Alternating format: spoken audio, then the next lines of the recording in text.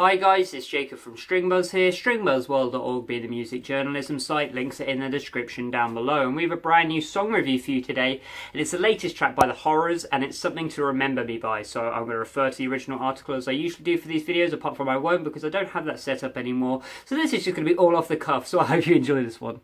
So when it comes to this group, it's fair to say I know nothing about them. It's only because it popped up on my YouTube feed, saw it was just uploaded, so I thought I'd give it a whirl and just really give a gander towards it. And what did I think of it? I thought it was okay. I mean, it is a little bit repetitive. It didn't warrant being this long. It's about 6 minutes 40 long. It could have been 3 minutes long, which is really saying something. There is a lot of filler within this track, which could be seen as experimental, but it just repeated, so there was nothing experimental about it.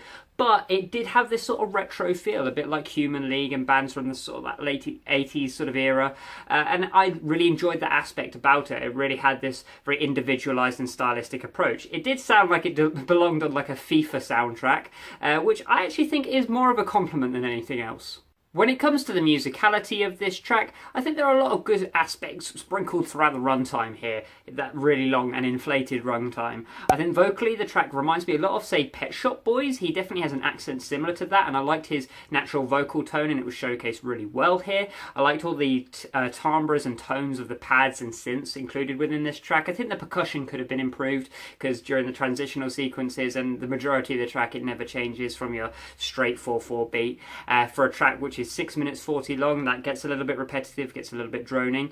I thought the bass had a really nice tone within this track, which we'll go into further in the production side of things, and even though it was very simple in the progressions, it was just repeated notes, but it had some impact about it, had some girth about it, which is probably the weirdest way I've ever described a bass line. When it comes to the production of this track, there's a lot to really like here.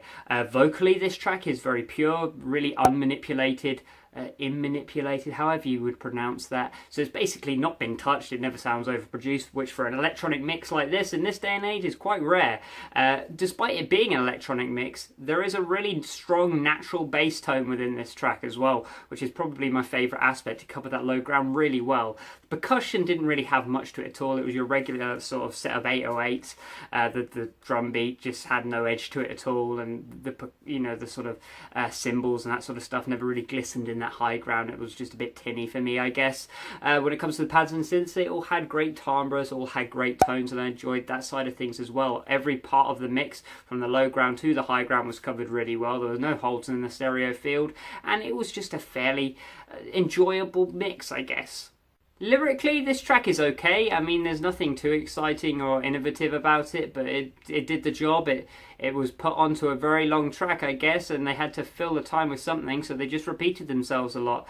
And I think that's the story of this track. There are some good ideas within here, but the song is way too long. It's 3 minutes too long, and it's like listening to the track twice by the time you finished it, which might be fine if you really like the opening 16 bars or so, but you know, if you're not a big fan of that, or you're on the fence like I was, it can get a little bit boring, it can get a little bit droning. But overall, I'm going to give it an above average rating, so I'm going to give it a G rating of 6 out of 10. If you like this video, then please leave a like, subscribe to see more, and I'll see you around next time. Bye-bye.